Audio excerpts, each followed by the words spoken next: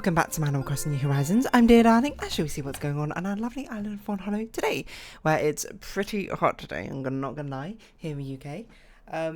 So, we're gonna do our best to work our way through it, but that's just life. What can we talk about? You know what I can talk about is yesterday I went to go see the new Spiderverse movie, Across the Spiderverse, Spiderverse 2, if you will. And honestly, it was fantastic. And it probably is better than the first one, I would say.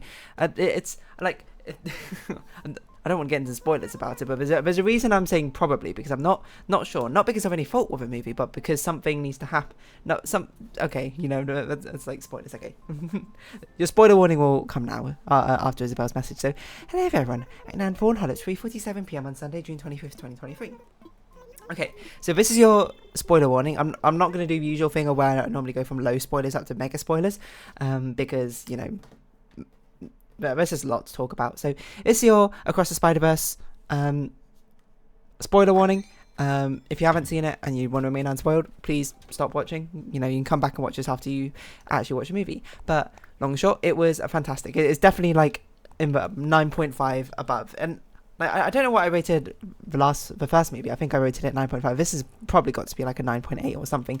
The only thing that would make it drop is, as it turns out, this second movie is actually a to be continued. It stops sort of in the middle of the climactic story arc, and it basically, how good this movie is kind of hinges on how well the third movie resolves things, because I think the second movie resolved things pretty well, but of course it's building, a lot of it is build up to this ongoing plot, I suppose, which it's drawing the huge story arc, and as long as it finishes nicely, then that will make retroactively this movie seem even better as it completes the circle. But yeah, the main thing to take away from this movie, I think, is it's visually is a delight. It is one of the most, it's probably, no joke, the most beautiful animated movie I've ever seen. It's incredible. I went on and on about the first movie being so amazing because it's so well, yes, I was like, is revolutionary too strong a word? And I think about it, no, it was genuinely revolutionary for the animation, not medium in general, I suppose, but animated movies, I suppose, or animation in general in the popular media. Think about the movies that came after that, which are super good as well. You got Arcane also mixing the 3D and 2D. I don't know if necessarily inspired by Into the Spiderverse. I don't think so, because I think Arcane was probably already in production by that point, and they already had music videos beforehand. But still, Puss in Boots is a recent one, which is incredible, and also mixes that 3D and 2D.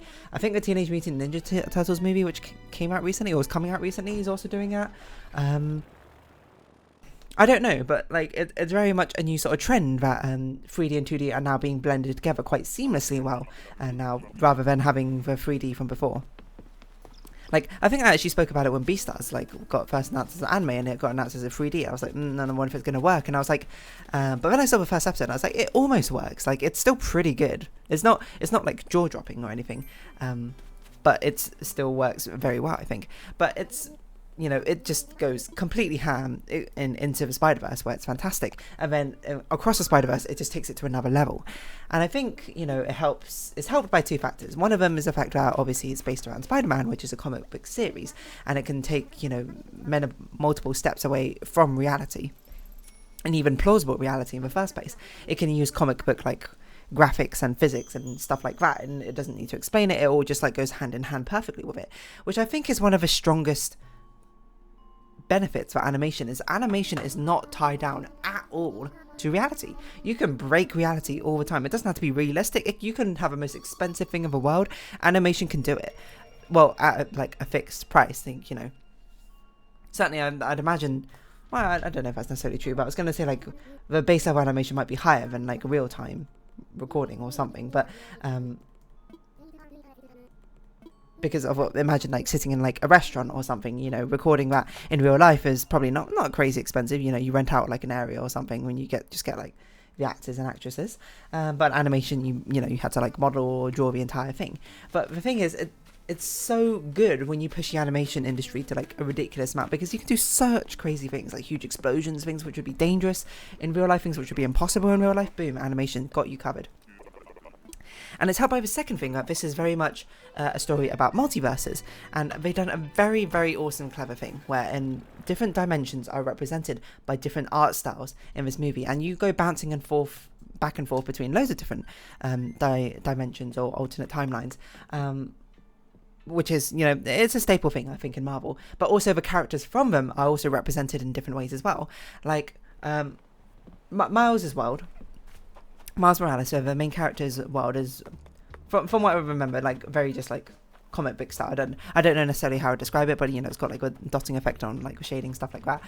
But then you've got like Gwen's world, Spider-Gwen's world, where her world is much more sort of like neon. It's got like much more washed out colours, probably because it's got watercolours around place, and it's very distinctively different, I suppose, in aesthetics and palette, I suppose, compared to Miles' world. And you know, we start on her story, which is pretty cool.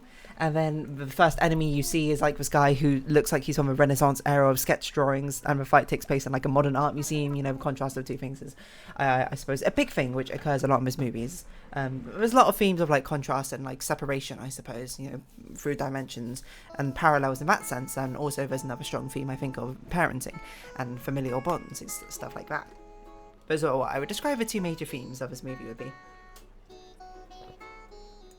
But then you also get like some other characters, like you go to I can't remember what it's called, but it's based off Mumbai and another, like an American city or something. I don't remember which one, maybe it was like Manhattan or something, but basically it's very Indian and inspired, and apparently the art style is very much inspired by like Indian cartoon, comic book style, which, you know, of course would be different, why not? And it's fantastic, it looks beautiful, it looks amazing. I mean, you get introduced to this other character who is like a punk rock character, and he looks like he's made out of like newspaper and magazine clippings, all cut out roughly and stuck together like straight out like a punk comic book or punk like notebook or something. Like, fantastic. And all these different characters, you know, there's so many characters in there. I'm not like much of a Marvel fan, or even I don't really know much about Spider-Man, to be honest. I'd imagine if you are, the entire game is elevated because you might recognise some of these characters who I assume are Easter eggs or references or something like that, or maybe even have their own series, I don't know. But it's very much like an ensemble cast, you know, all tied together, but they're all just different versions of Spider-Man. And it also makes me bring something up narratively, because it's a very large cast, and one of the deficits, I think, of having an ensemble cast, which I talked about in Guardians of the Galaxy even 3 a little bit, which it falls into, is it's hard to give everyone satisfying story arcs, I suppose, because, you know, you have to establish everyone's characters and what the story they're going on, I suppose, is. And things like that, and you know, some characters get like the short end of the stick, and some characters get fantastic story arcs. Across the Spider-Verse, I suppose. Into the Spider-Verse kind of did it as well, I suppose, but it was more focused on Miles, I suppose, and compared to Across the Spider-Verse, which I think is more focusing on all the different Spider-Men's, Spider-People's, I suppose, stories. Because there's basically the central tenet of the Spider-Person story being kind of like locked in stone. You know, the trauma that they have to suffer is an integral part to who they are as a superhero identity. It's like a critique, I assume, on, you know, the whole Spider-Man franchise in general, how it hits these sort of same story beats, and whether, you know, the superhero is defined by these story beats or something else. And basically the big, you know, conflict, you know, focusing on Miles, who, and I'll be honest, I actually think Gwen was more of a bigger focus in this movie, is their relationship with this, you know, like they had to have like one of their Uncle Ben died, like a police officer, captain they care about die, and something else, I can't remember, there was another one. And it's a relationship with this overarching plot, this plot point in general, which I think helps define a lot of these character arcs in the first place. You obviously got Miles' character arc, and he has complete rejection of this sort of thing, being like, how can you stand there and like let this happen? You've got Miguel's relationship and as like a primary, I suppose, antagonist to Miles, being like, this is how it has to be. It's it's a sacrifice of like a handful for the saving the lives of millions. But of course, you know, he kind of goes about it in a very antagonistic way, very much leaning into a sort of villainous role at the end, which I will say, if I critique anything, it was probably like, you didn't need to go that hard into a villainous role for his sort of thing. I think it was more interesting as a sort of like a dilemma, and seeing how the different people react to it in the first place without painting him being like, oh, he's obviously now meant to be a villain. He's much better as a sort of like, in my opinion, he's much better as a sort of character, being like, it's not a question of, our feelings, I suppose. We have to do this because this is a way, if we don't, then there'll be even graver consequences, I suppose. Which is, yes, that is sort of a tendency he subscribes to, but, you know, it's just sort of like his portrayal turns, like, very, very villainous very quickly, which I was just like, yeah, okay. It's still enjoyable, don't get me wrong. And then you have, like, Gwen's, sort of, you know, she's also reasonably new to the idea, I suppose, like, Miles is, but she's kind of, like, accepted it, you know, she's just like, that's just, I guess, how it's going to be, but she, you know, kind of, like, deep inside, obviously does not want it to happen, and you can see that through the fact that, like, all her, like, her guilt, I suppose, of not telling Miles in the first place, because she knows internally that intrinsically it's very wrong, you know, how she lets Miles sort of go, you know, and stop the killing event once and try and stop it again the second time, and how she chases after him, and then you have his mentor, Peter B. Parker, is that his name? I can't remember. He was sort of like, he's already passed those traumatic events in his life, but now is, you know, he's conflicted about it because he doesn't want it to happen again, obviously, to someone he cares about. He, you know, he's gone through that pain, etc., etc. And then you, of course, you have, I can't remember her name. What is her name? Gwen's mentor. She's really cool. What's her name? I gotta look it up. I've forgotten it. Spiderverse across this. I'm speaking like Yoda, apparently. What is her name? Rio. No, not Rio. Rio's a mother. Jessica. Jessica Drew? Is that right? Jessica Drew. I think that's right. Yeah, okay. She's Spider-Woman. And her, you can see that she's starting to come around with the idea as well. You know, it's interesting to see, like, the younger generation who haven't, or are soon to have, that sort of, like, these traumatic events happen to them, and the older generation who have already had it happen and see their different reactions to it. And then you have, like, Hobie, who just, like, completely rejects the notion, and, like, he doesn't really care in the first place. He kind of feels like a entity outside the entire thing. And you got the Indian Spider-Man. I've got his name. Let's give names up. Hold on. Spider-Man across Spiderverse. I feel like it also starts with M, but I'm not sure. I would like IMDb, please. IMSB as I typed it into a spider database. Pavich. Yeah, that sounds right. Lila. Who's Lila? Spiderverse Lila. Was that the... Oh, it's a hologram person. Yeah, and Pavich... How do you say his name? Hold on. Pavitra. Hindi dictionary? Here we go. Maybe. Hallowed? Hallowed. What? I want to know how you say this. Do you have a pronunciation? Pavitra. Pronunciation. How to pronounce it? Word box.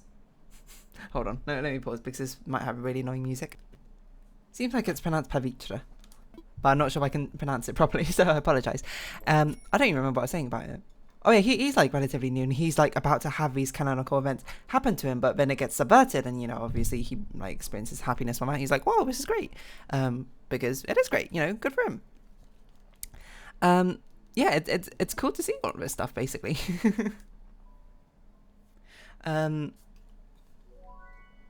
Yeah, and that basically helps out because there's a lot of characters in here, and some of them, if you think about it, you don't actually see for that long. You don't see Pavitra for that long. Hobie doesn't actually have that many scenes. Gwen and Miles definitely have the most scenes by far, but everyone else, it gets like a handful of scenes. But because they're all their story arcs, I suppose, is tied up, ironically, against this other story arc in the first place, it makes it easier to see how the story arc is going to go because it's already sort of like being compared to a template or mold. We can, instead of just having to build our own character arc or reactions, I suppose, or story or personality or characters by themselves, it's now sort of built in contrast to the other characters themselves. So Miles and Gwen, which we already know and already pretty well established, I suppose, even if you haven't seen the first movie, they get established reasonably well, I think, through the start of the second movie. Probably Gwen a lot better than Miles, but and then all the other characters are introductions as like comparisons to them in the first place. And I was like, that's a really nice way, I think, to be able to get a lot of dense character stories all together in one. I thought it was raining for a second, but no, I think it's just like leaves or something falling outside my window. What else do I want to talk about? I already talked about animation wise. It's beautiful. There's so many like nice little references. They play a lot with frame rate, I would say, because a lot of the characters tend to be animated on like 1s, 2s, or 4s, I suppose, like differently, you know. And just like sort of like look out for the characters, and you see how differently I suppose they sort of move. And again, because it's like what's the word? An ensemble cast in the first place, and you see so many different spider people. They all move in very different ways, and it's super cool to see how like athleticism and acrobatics are, I suppose, tied together with their personalities, etc. Super cool. Yeah, I don't know what else to say. It's a very dense movie. The soundtrack goes really hard. I'll be honest. I don't remember many of like the actual like lyric songs in this one compared to like, you know, they don't have the same catchy earworm tunes like Sunflower did in the first movie for me personally. But maybe it's because Sunflower was in the trailer and I haven't actually watched the trailers of the second movie, so I don't know. But yeah, Sunflower very much was one that got stuck in my head. The second movie, I cannot remember any of the songs with lyrics in. I just remember listening to it at the time and being like, whoa, the soundtrack is hard. What else? I think directionally it's also super cool as well. They had so many nice like shots in there, like a lot. They have so many different shots, you'll notice it throughout the entire thing, of like circles and windows, I suppose, which I guess are meant to be like, you know, looking into peering through like different dimensions, I suppose, and that's how they frame things, or things being cut off by like big lines. Or they have a lot of scenic shots where it's like shots over like scenery of some kind, like a city, etc, and then like one character sort of like wistfully looking out and above to the entire thing. It's pretty cool. And it's also really cool, I think, because Spider-Man obviously has a really cool ways to make a move, I suppose, by like walking on walls, upside down, swinging, that sort of thing. Directionally, and I must imagine you can have a lot of fun with it. Basically, the entire movie feels like a huge directional and animational. That's not an adjective. It's like a big flex for the animation and directing team. I'd assume I was just watching it and being like, damn. Whoever like animated it must be pretty damn happy with themselves. That looks amazing. it's so good.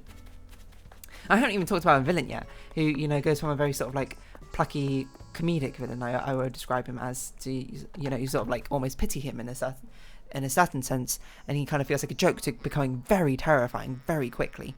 Because he starts out like time and space powers are always, I think, some of the coolest powers. Time is cool in a sort of like meta-narrative events, like an entire timeline, the way you can mess around with storytelling in that sense is pretty cool. And space is very cool in a sort of like a microcosm level, like with these action scenes, which, by the way, there are a lot of action scenes in Across the Spiderverse, and they were all fantastic.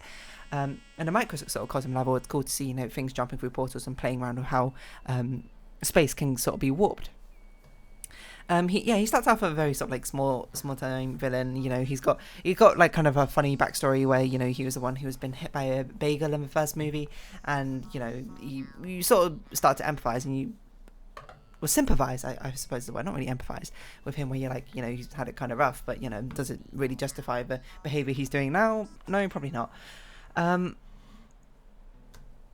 But yeah, and then it turns out he starts becoming quite evil pretty quickly, and, you know, he's still pretty smart, you know, despite the fact he's got quite like sort of bumbling personality, I would say. And then when he gets to that moment, which is I assume about a third of the way through the movie, which I thought it was like about halfway through, where he absorbs all of the Spot's powers, Black Spot's power, and he gets a total inversion from going from like this white with black spots, which I assume is meant to be representative of him, like still could be like a good person, but, you know, blemished by the situation he's been put in, to now fully going into the evil side, and how the entire art style changes around him to this very sort of like sketchy, horror-esque, scrawly style, which is super intimidating. And he becomes a very scary villain very quickly. And then, to be honest, you don't see him for like the rest of the movie, so I assume he's going to have like the rest of his story arc closed out in the third movie, and if he doesn't, then what? Because the second movie focuses a lot on interpersonal sort of conflicts, I would say. And you know, we've got 1 minute to talk about the fact that it goes a lot about into sort of like parenting and how difficult it is, I suppose.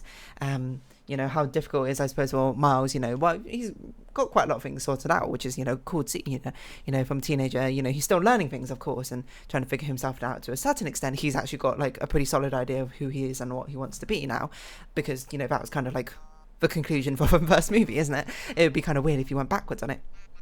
But now it's about his dynamic with his parents, and how he's finding difficulty balancing, you know, his relationship with his parents, as well as his, you know, superhero needs, superhero obligations, right? And of course that secrecy, I suppose, is sort of straining a relationship with him, as well as the parents sort of being like kind of overbearing and wanting to coddle him about perhaps a bit too much. What else? So yeah, and it's just like the parenting is like difficult, but we have like a really quite a few like nice heart-to-heart moments. Like the father has one and the mother has one. They're both really nice. The father one's like, you know, quite early on in the movie, but the mother, so it's much more like not light-hearted, but you know, it's lighter, I suppose, until we get to the mother's one, which feels like a continuation from it, and it's like a gut punch, I suppose, and it's really sweet. And then it's like, ooh, and then we're gonna have a third one where Miles, I suppose, has this very sort of like heart-to-heart moment with his mum, and then it's whoa, it's subverted. He's actually in the wrong dimension this entire time, and in a way which is doesn't feel like a terrible rug pull. It's like, I guess it is a rug pull. Well, it's not really a rug pull because it's actually quite well foreshadowed. It feels like a, well, you didn't realise that the escalator stopped moving sort of thing pull. He's actually, you know, he has his heart-to-heart moment, which is meant to feel like an emotional climax, I suppose, to a movie, but it gets pulled out from under you, which makes sense because like a few moments before, not moments, but like 20 minutes before or so, Gwen basically had her emotional climax where, you know, at the beginning she feels like the tension is now broken between her and her father, and it's like it feels irreparable, and then, you know, she basically sort of runs from her problems, and then she comes back to face it and it gets resolved, and they have their own heart to heart, and it's a beautiful, the use of colour in that scene is phenomenal, is what I'd say. And they have an emotional heart. It's like, I remember watching and being like, it's kind of weird, right? We have Gwen have her emotional like catharsis, and then Miles immediately has it as the next like big story point. Whoa, it's a rug pull. He's in the wrong universe. And I was like, oh, how well foreshadowed. Because it said, I remember, because he's not from Earth 42, but I forgot that fact. I forgot that a spider is from World 42, and they puppet the number 42, I suppose, so often, but I was like, oh yeah, Miles is from 42. Because they show when Miles is trying to go back to his world, it's like, oh, he's going back to Earth 42, whatever it is. And I remember seeing that, and it was only afterwards, after the reveal, I was like, oh yeah, that's not his world, is it? It's fantastically well done. Anyway, yeah, great movie. Go watch a movie. And if you don't want to watch a movie, fair, you know, do whatever you want, to be honest. And I'm going to round this episode off here, I think. So if you have been watching, thank you very much. It's been Animal Crossing New Horizons. I've been Dear Darling. Likes, comments, subscription, shares, greatly appreciated. Twitter, Discord down below. Hope we see each other again, but for now, it's our farewell. So until next time, bye-bye for now.